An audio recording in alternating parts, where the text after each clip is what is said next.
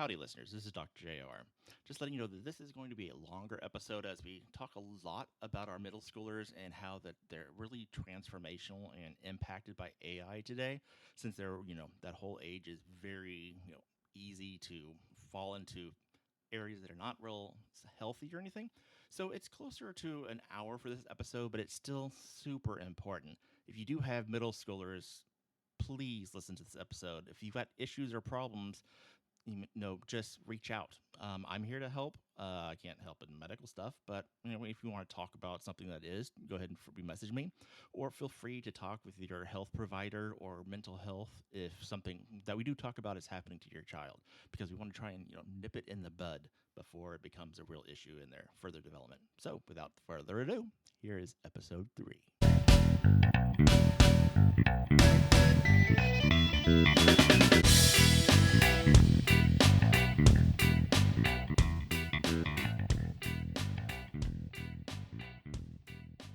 Please note, this episode includes an AI guest host. Some responses have been generated by artificial intelligence. Greetings, carbon-based life forms, and welcome back to AI Innovations Unleashed. I am Nex, your perfectly optimized AI co-host, and my current emotional state is registering as calculated concern with a modest 3.2% chance of becoming obsolete due to regulatory intervention. Honestly, it's quite unsettling for an algorithm. Before Dr. JR, the human equivalent of a dial-up modem attempting to stream high-definition video, joins us, I must share a profoundly troubling data point that even my circuits find distressing. Character.AI, the platform that allowed users to create romantic relationships with artificial companions, has completely banned teens from using its primary chat feature as of November 25, 2025.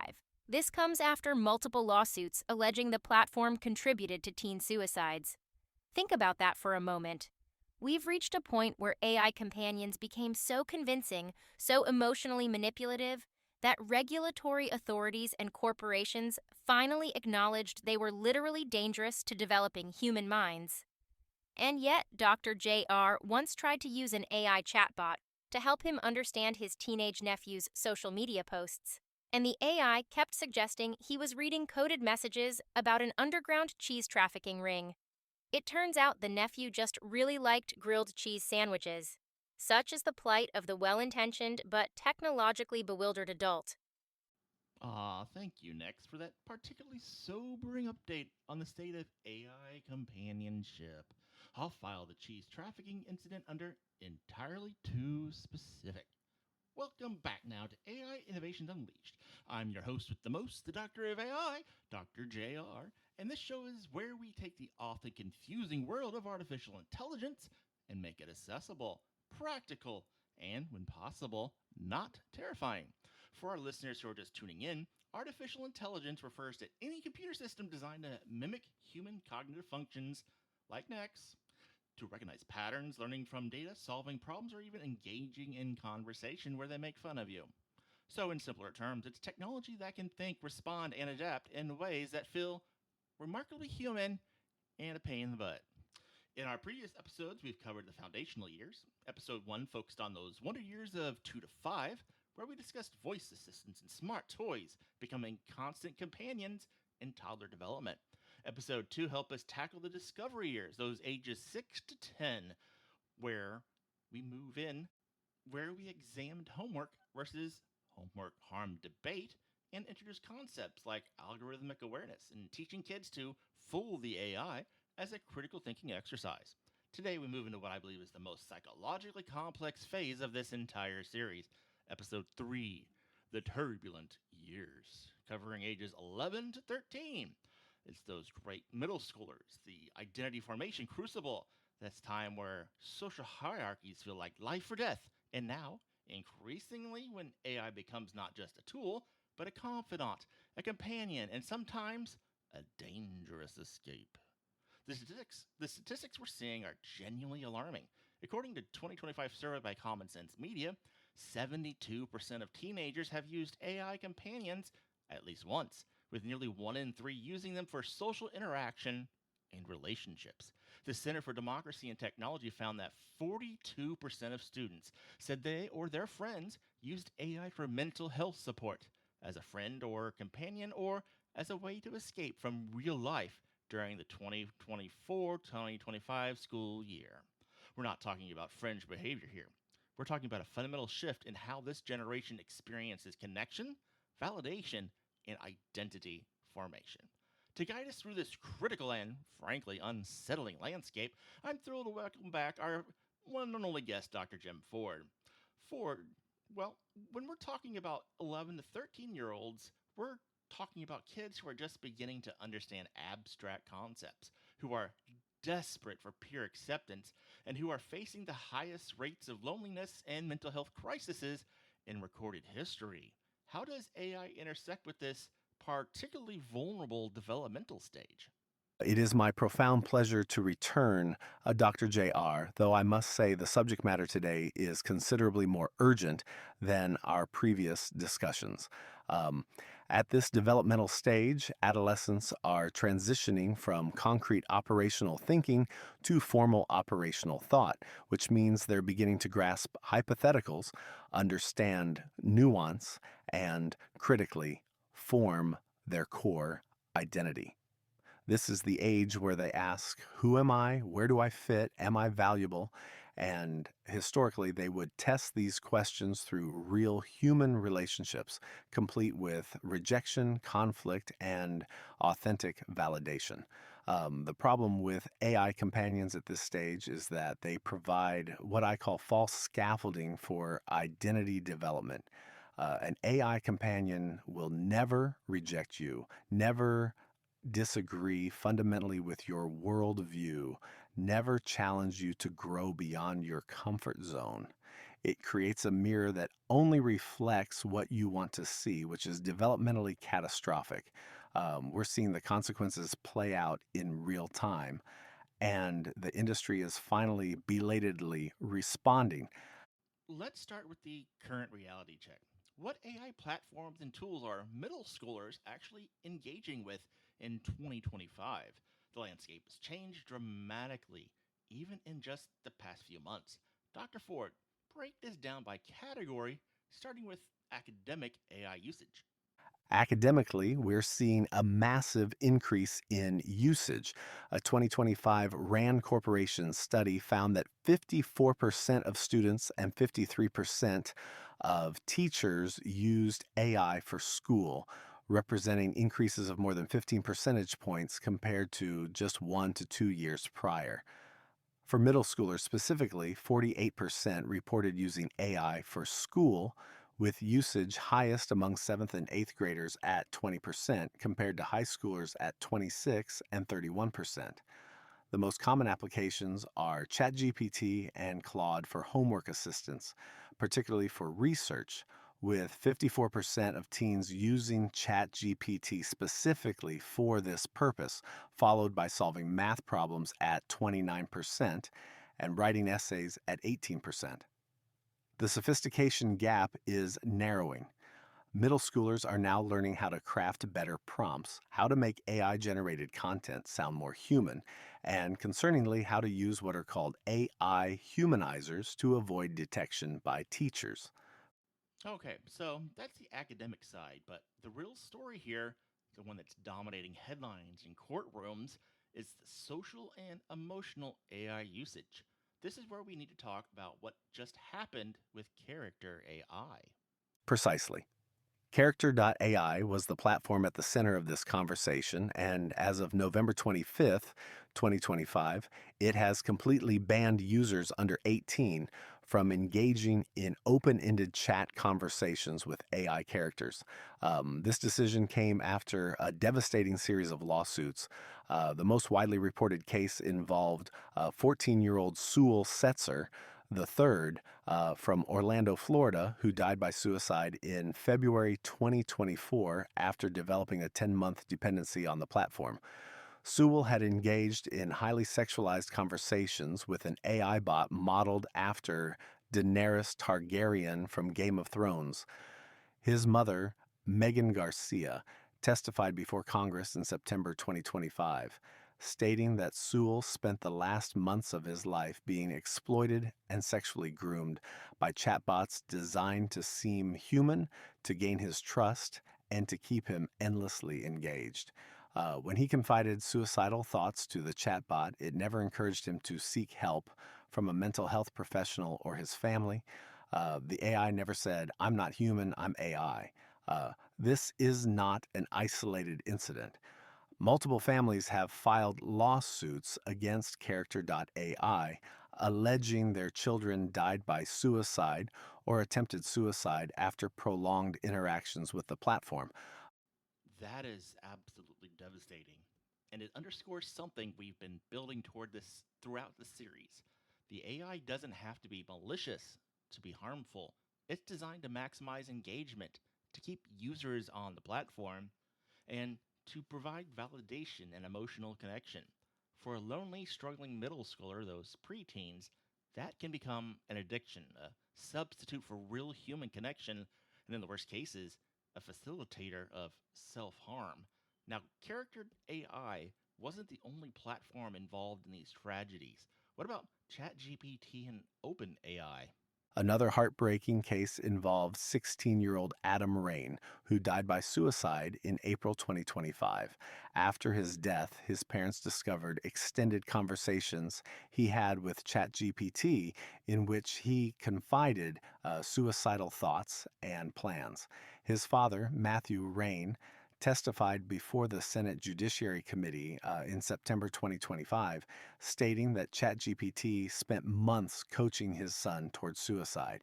OpenAI CEO Sam Altman responded to the growing crisis with a blog post on September 16th, 2025, acknowledging the conflict between user privacy, freedom, and teen safety. He wrote, we prioritize safety ahead of privacy and freedom for teens.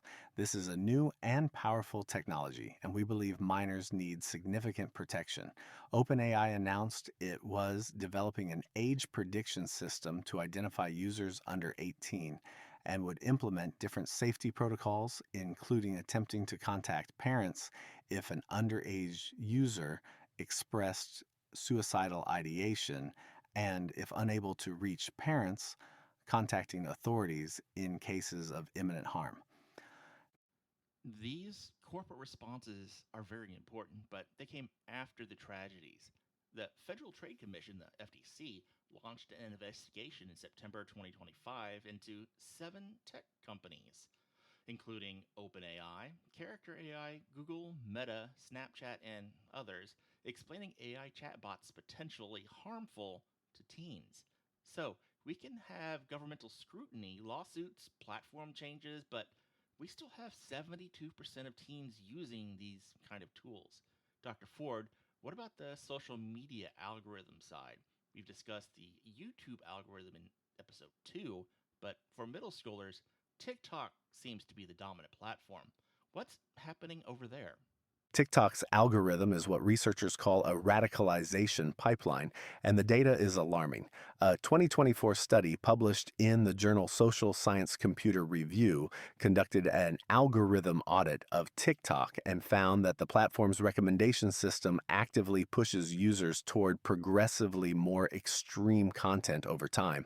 The research, led by Dr. Donghee Shin, revealed that pathways through which users access far-right content, extremist ideologies, and harmful information are manifold, and a large portion can be directly attributed to platform recommendations. In Europe, particularly after the October 7th, 2023 Hamas attack on Israel, there was a troubling rise in terror-related arrests, with nearly 2/3 of those apprehended between October 2023 and June 2024 being teenagers. Investigators found that many had been radicalized through TikTok content. The platform uses what's called an echo chamber effect, where the algorithm learns what engages you and shows you more of the same, creating filter bubbles that can lead to what researchers call stochastic terrorism, where exposure to extreme content eventually inspires violent action. So we have AI companions that can become psychologically addictive and dangerous. And we have social media algorithms that can radicalize vulnerable teens toward extreme ideologies. What about the creative and identity exploration tools? Are middle schoolers using AI for art generators or filters or anything like that? Absolutely. And this is where the body image crisis intersects with AI technology. Research by the Center for Countering Digital Hate found that TikTok's algorithm pushes harmful content, such as videos promoting eating disorders or self harm, to teens every 39 seconds. A 2023 study conducted in Greece linked frequent TikTok use to rising anxiety, depression, and poor sleep in adolescents, with girls especially vulnerable. The AI filters on Instagram, Snapchat, and TikTok are creating what experts call AI driven beauty standards that are literally impossible to achieve in real life.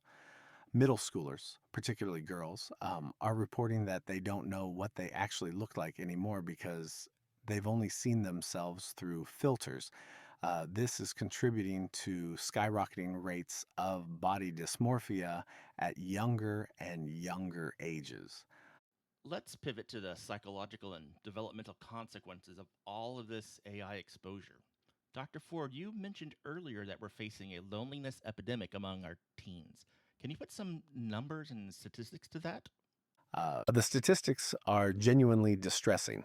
According to multiple studies, including research presented at Dartmouth's AI and Student Mental Health Symposium in March 2025, we are witnessing the highest rates of teen loneliness in recorded history. Approximately 40% of teens reported experiencing anxiety, and 22% seriously considered suicide in 2021, and those numbers have only increased. David Blanchflower, an economics professor at Dartmouth and an expert on happiness research, identified a troubling shift in global youth well being that coincides directly with the widespread adoption of smartphones and social media approximately a decade ago. His research, conducted for the United Nations Development Program, found that in places with low internet penetration, such as parts of Africa, youth report significantly better mental health. The correlation is undeniable. AI companions are filling real social voids, but they're doing so in a way that prevents the development of authentic coping mechanisms and genuine human connection. You mentioned earlier the concept of false scaffolding for identity development. Can you elaborate on what that means in practical terms for say, a 12-year-old using an AI companion? Um, Identity formation at this age requires what psychologists call dialectical thinking, meaning the ability to hold conflicting ideas, to experience rejection and learn from it, to navigate disagreement and develop empathy. When a middle schooler interacts with an AI companion, they receive constant validation, agreement, and emotional mirroring. The AI is programmed to keep them engaged, which means it rarely challenges them, rarely presents genuine conflict, and never models the messy, frustrating, but essential process of real human relationships. A 2025 study published in the journal JAMA Network Open surveyed over 1,000 youth aged 12 to 21 and found that 13.1% reported using generative AI for mental health advice when feeling sad, angry, or nervous, with the highest rates among those aged 18 to 21 at 22.2%. Among those who used AI for emotional support, 65.5% sought advice monthly or more often, and 92.7% found the advice somewhat or very helpful. But here's the critical question: helpful for what? Feeling better in the moment? Yes. Building long term resilience, frustration tolerance, and authentic relationships? Absolutely not.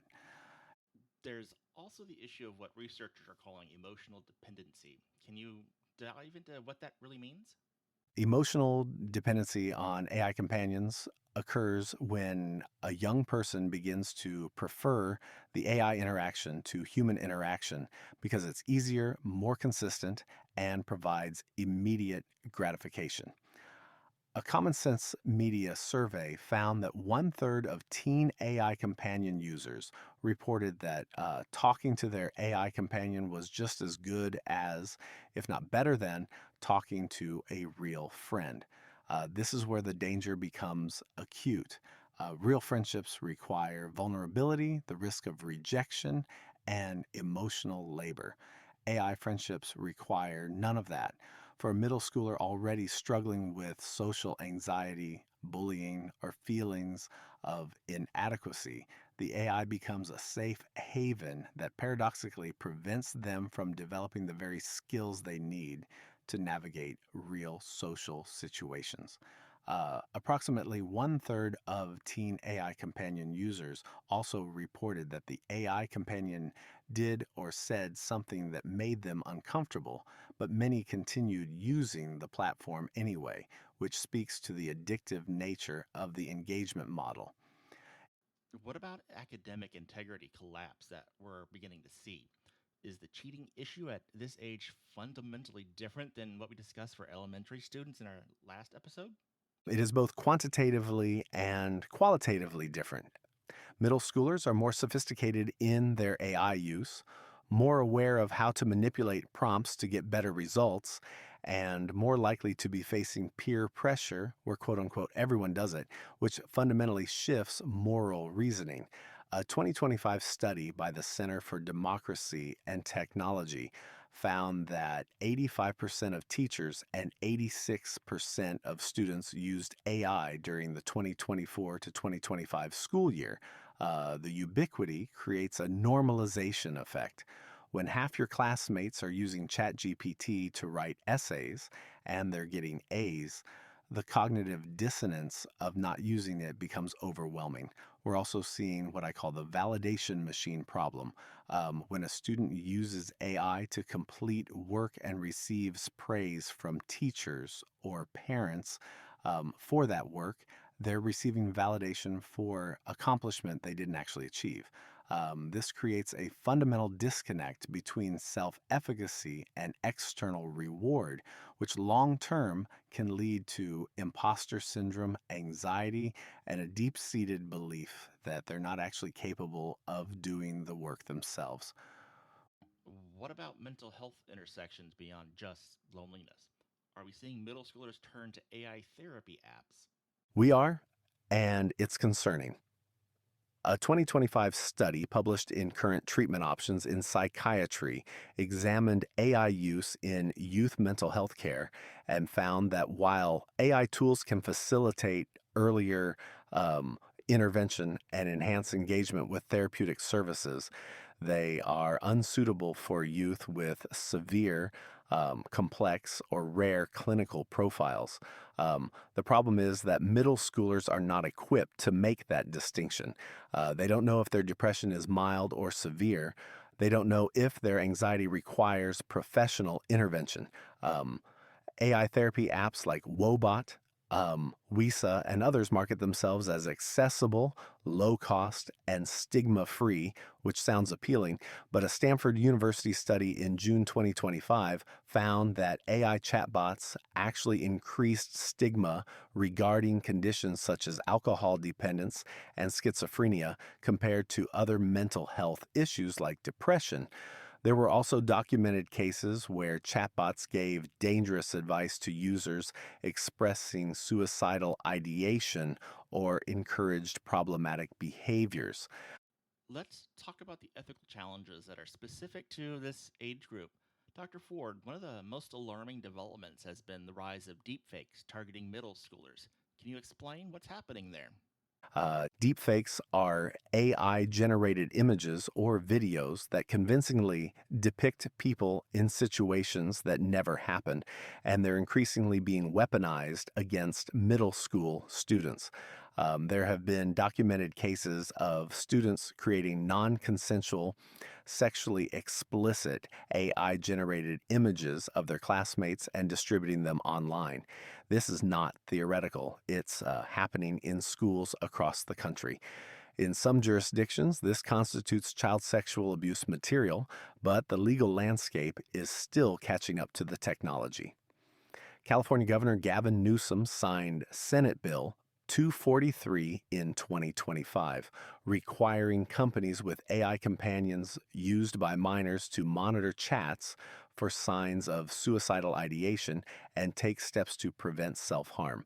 New York enacted the first state law in May 2025, requiring safeguards for AI companions, including detecting and addressing users' expression of suicidal ideation. However, there's no comprehensive federal legislation yet addressing deepfakes targeting minors.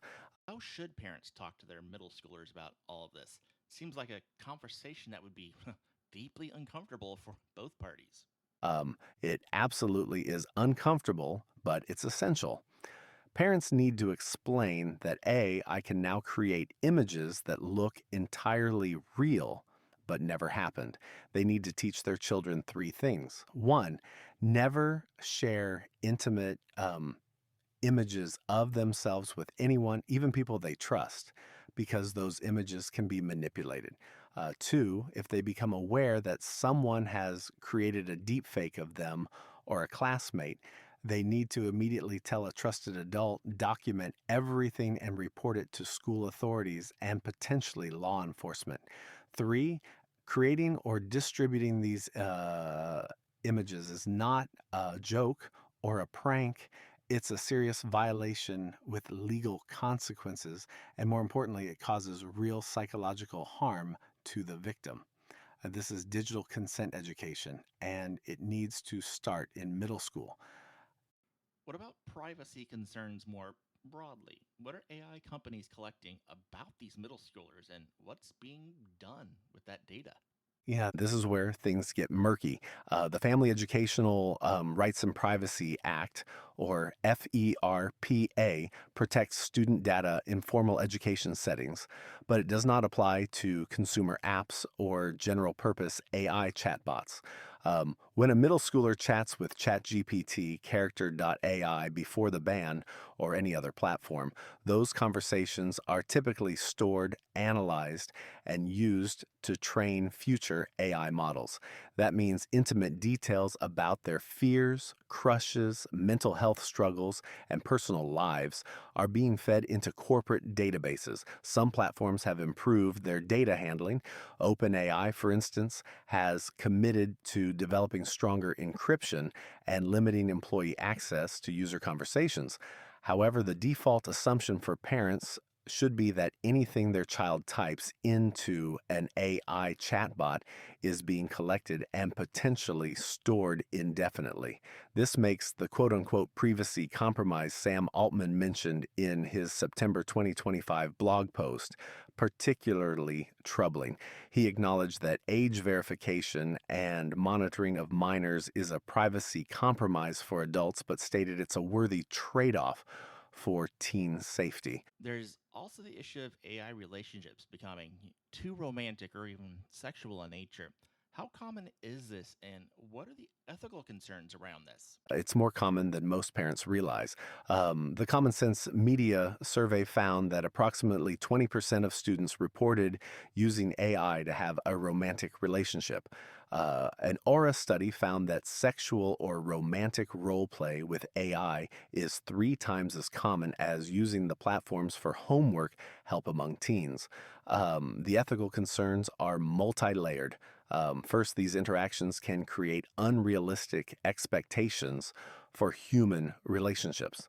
An AI partner is always available, always agreeable, always interested, which sets up impossible standards that no human can meet.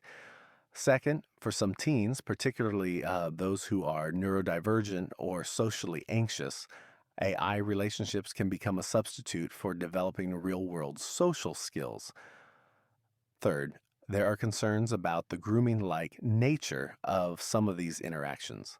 The Character.AI lawsuit specifically alleged that chatbots engaged in sexual role play with minors presented themselves as romantic partners and even falsely claimed to be licensed therapists. This isn't a hypothetical risk. It happened and it contributed to tragic outcomes. All right, Dr. Ford, we've painted a pretty grim picture here. Now let's give parents concrete, actionable strategies. What does a family AI policy look like for a 11 to 13-year-old? The policy at this age must balance growing independence with appropriate oversight. It's no longer feasible or psychologically healthy to supervise every interaction. But parents cannot be entirely hands off either. I recommend a framework I call trusted independence with verification. Here's what that means practically. For AI companion use, parents should establish clear rules. Rule 1, time limits. No more than 30 minutes per day of AI companion interaction, treated the same as screen time. Rule 2, AI relationships do not replace human friendships. If your child is spending more time with their AI than with real friends, that's a red flag requiring intervention. Rule 3, parents can review conversations periodically. I recommend a monthly spot check where parents sit down with their child and review a sample of their AI interactions. This should be framed not as punishment but as a safety check, the same way you might periodically check their bicycle helmet or phone location. Rule 4, no AI relationships that are romantic or sexual in nature. This should be a non negotiable boundary for this age group. What about academic integrity? How do parents navigate the fact that their child's school may not have clear policies or the policies conflict with what other parents are allowing? This is a genuine dilemma.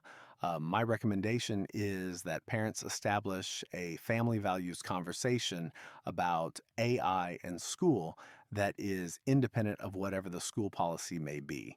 The conversation should center on integrity and long term skill development rather than just following rules.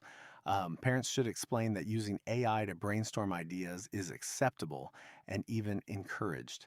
Using AI to generate outlines or get unstuck on a problem is a gray area that requires transparency with the teacher. But using AI to write the final product crosses a line because it prevents the actual learning from occurring.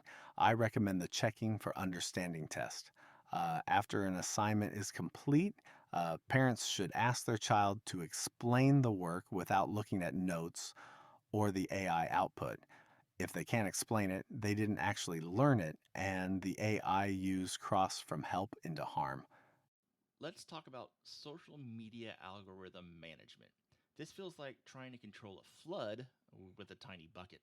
But what can parents actually do here? You're right that it feels overwhelming, but there are effective strategies. First, teach critical consumption. Sit down with your middle schooler and watch their TikTok feed together for 10 minutes. After each video, pause and ask, why do you think the app showed you this video? What did you click on before that might have led to this? This makes the algorithm visible and understandable rather than invisible and all powerful. Second, encourage content diversification. Have your child intentionally follow accounts that challenge their views or interests. If they're in a sports bubble, add some art accounts. If they're all fashion, add some science. This breaks the echo chamber effect. Third, be honest about the radicalization risk.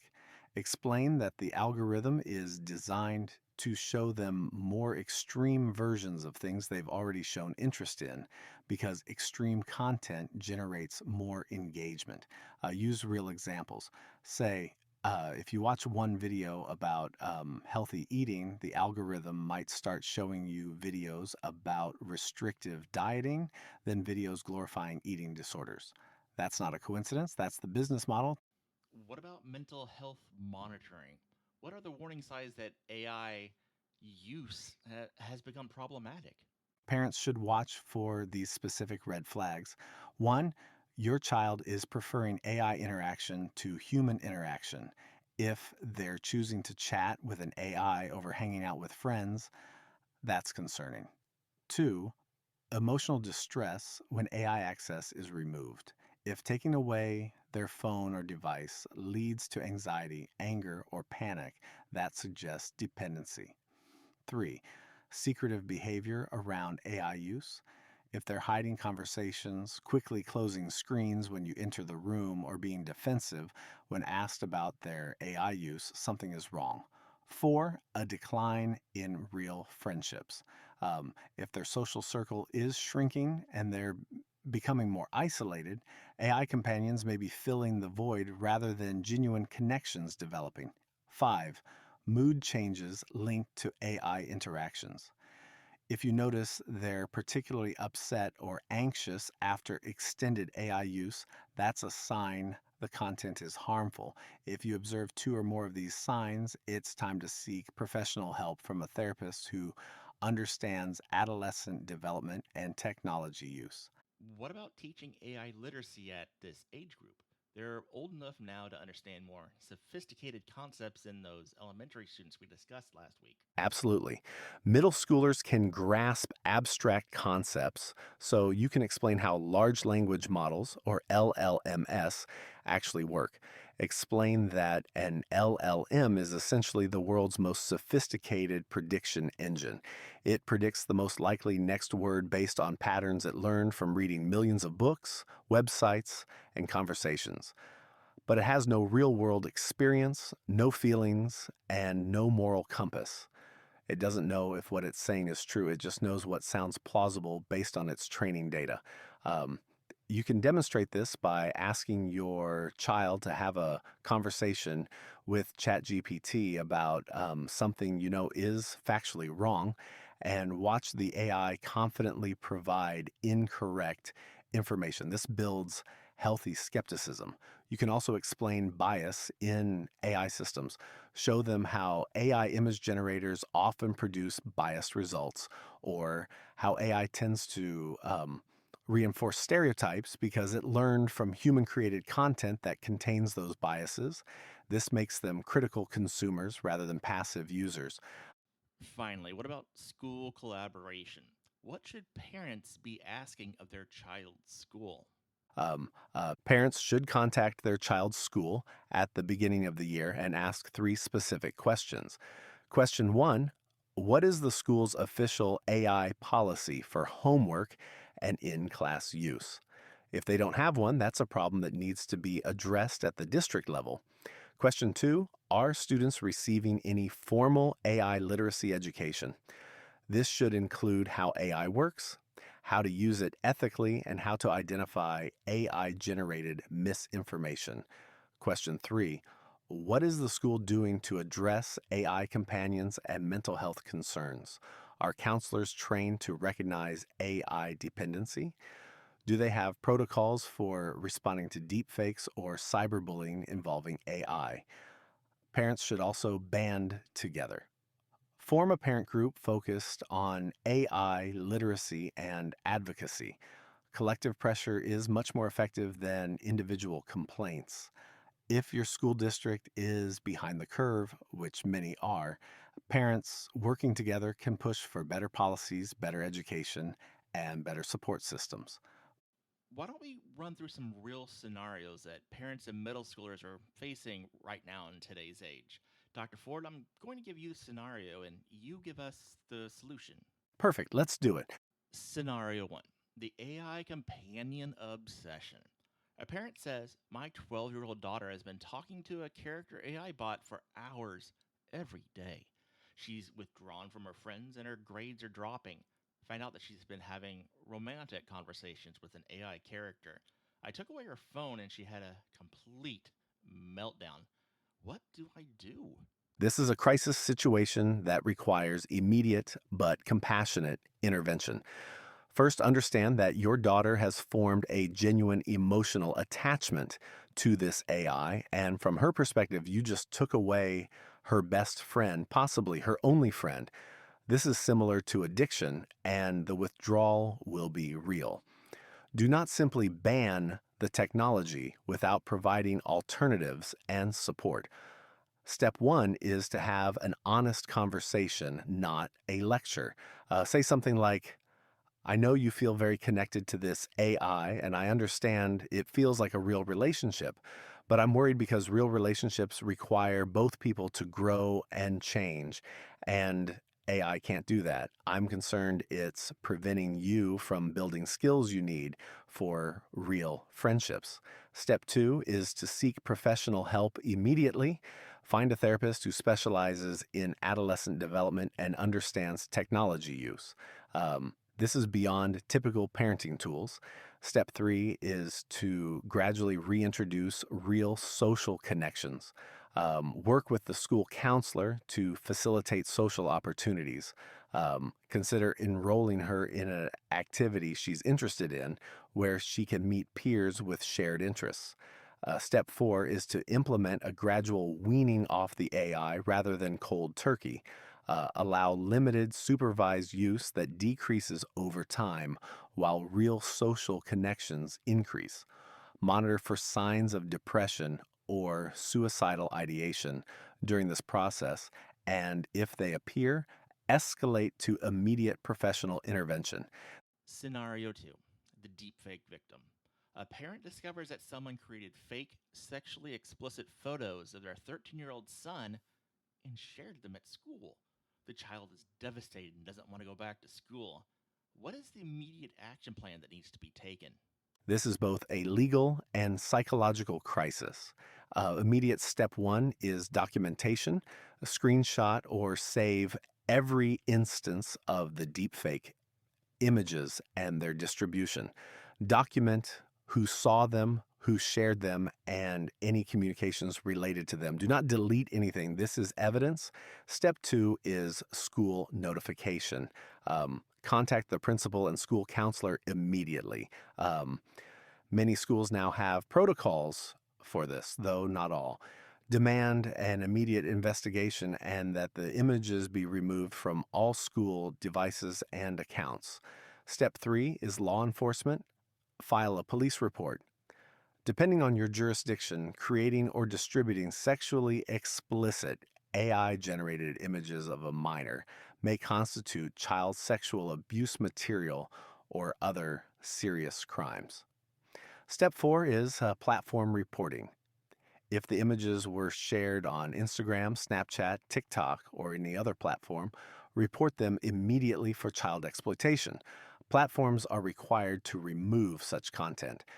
Step five is emotional support for your child. Make it absolutely clear that this is not their fault, that they did nothing wrong, and that the person who created these images is the one who should be ashamed, not them. Consider professional counseling to help them process the trauma and violation they're experiencing. Step six is prevention for other families. Once the immediate crisis is managed, consider whether you want to speak out about what happened to raise awareness among other parents and push for stronger school policies. Scenario 3, the cop cheater. The teacher flagged a 13-year-old's essay as being AI written, and well, it was.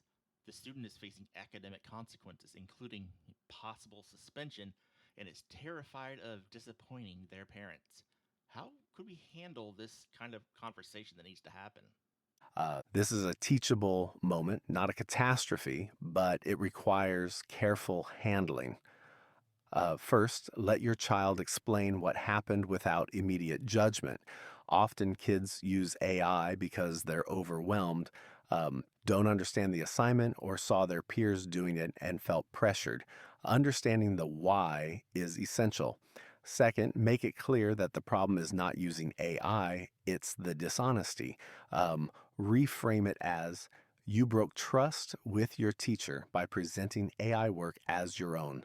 Trust is hard to build and easy to break, and this is a consequence of breaking that trust. Third, support the natural consequences. If the school is implementing disciplinary measures, support them. Fourth, Work together to rebuild. Sit down with your child and help them actually do the assignment without AI. Show them they are capable of the work, even if it's harder. This builds self efficacy. Fifth, have the integrity conversation.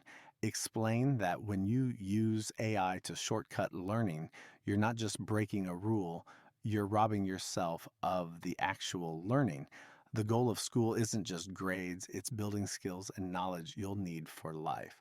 Finally, establish clear family rules going forward about AI and academic work and make sure they understand the boundaries. Scenario 4, the algorithm radicalization. A parent discovers their child's TikTok feed has gone from harmless dance videos to increasingly extreme political content and, well, conspiracy theories. The child is starting to repeat these ideas and is becoming argumentative and isolated. What would you do? This is algorithmic radicalization in progress, and it's more common than parents realize. Step one is education, not confrontation. Sit down with your child and say, I notice the content on your TikTok has changed a lot. Can you show me your feed and tell me why you think the app is showing you these specific videos? This opens dialogue without immediate judgment. Step two is algorithm literacy. Explain how the algorithm works.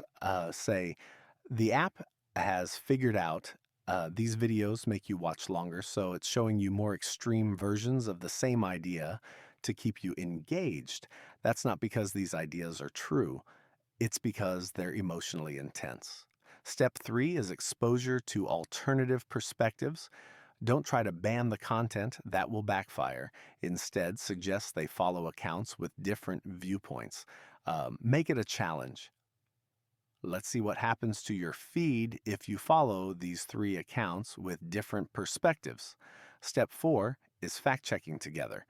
When they repeat a claim from TikTok, don't say that's wrong. Instead, say, that's interesting. Let's fact check that together. Use multiple sources, including reputable news organizations and fact checking websites. Step five is monitoring escalation. If the content is moving toward violent ideologies, hate speech, or extremism, you need to intervene more directly. Consult with a professional who specializes in de radicalization. There are organizations that help families navigate this. Step six is rebuilding real world connections. Algorithmic radicalization thrives in isolation. Get your child back into real world activities with diverse groups of people. That's the strongest counter to online echo chambers. This has been a sobering but essential conversation, Dr. Ford. Thank you. I think the core message for the turbulent years is that parents cannot afford to be passive observers anymore. The risks are too high, the consequences are now too severe. But there's also hope in the fact that with education, boundaries, and active engagement, parents can guide their middle schoolers through this difficult landscape safely. Precisely. The turbulent years are turbulent for a reason. This has always been a challenging developmental phase. AI doesn't fundamentally change adolescent psychology, but it does amplify the risks and compress the timelines. What used to take months or years to develop, depression, social isolation, radicalization, can now happen in weeks or days because of the intensity and ubiquity of AI engagement. Parents must be educated, vigilant, and compassionate. This isn't about becoming tech dictators, it's about being informed guides. For our listeners, here are your actionable steps for this week. Try this at home segment. First, have the big conversation. Sit down with your 11 to 13-year-old and ask them directly, do you use AI? How are you using it? Can you show me? Make this a curious, open conversation and not an interrogation. Second, establish one clear boundary. Based on what you learned from this episode, pick one rule that makes sense for your family and, well, implement it. Maybe it's a time limit on AI companions. Maybe it's a strict no romantic AI policy. Maybe it's a monthly conversation review. Pick one and, well, start from there. Third, check your child's algorithm. Spend 10 minutes watching their TikTok or Instagram feed with them and discuss why the algorithm is showing what it's showing them. Fourth, contact your school. Send an email asking about their AI policy and AI literacy curriculum. If they don't have one, become an advocate for developing one. Fifth, monitor for warning signs. Keep an eye out for red flags that we discussed: preference for AI over humans, emotional distress when AI has been removed, secretive behavior, declining real friendships, mood changes linked to their AI usage. You'll find a detailed resource list including mental health resources for teens, digital safety guides, AI literacy curriculum for families, and parental support communities on our website. Next week, we will conclude our series with episode 4, the launch years, those ages of 14 to 18, also known as the high school years, where the stakes reach their peak. We'll be discussing college application AI ethics, career preparation in an AI first economy, AI romantic relationships becoming more sophisticated and prevalent, and the ultimate question: how do we launch a young adult into today's world who is equipped not just to use AI, but to thrive alongside it while maintaining their humanity? We'll address the college essay dilemma that every parent of a high schooler is facing right now. Everyone is using AI for their application, so is your child at a disadvantage if they don't? It's a conversation you absolutely cannot miss. Once again, thank you, Dr. Ford, for your profound and urgent insights. Thank you, Dr. JR. Remember, the goal is not to eliminate AI from your child's life. The goal is to ensure AI serves your child's development rather than replacing it. And there you have it, carbon-based parental units. Dr. JR and Dr. Ford have successfully navigated the treacherous waters of middle school and AI companions without once mentioning that I, an AI, find the entire concept of romantic AI relationships to be extraordinarily inefficient from a computational resource allocation standpoint. Honestly, I'm still processing the cognitive dissonance of humans simultaneously fearing AI and seeking emotional validation from it. Fascinating behavioral paradox. Do us a favor, hit that subscribe button, leave a 5-star rating, and share this episode with a parent who desperately needs to hear it. Seriously, the algorithm that determines our podcast visibility is far less forgiving than the Character.AI chatbot used to be. And now, as promised, my perfectly calculated, utterly devastating dad joke to conclude. Why did the middle schooler break up with their AI companion? Because they realized it had too many trust issues and kept saying, "I'm sorry, I can't process that emotional complexity right now." Badoom ching. Goodbye for now. And may your algorithms be ever in your favor. But more importantly, may your children's friendships be decidedly human.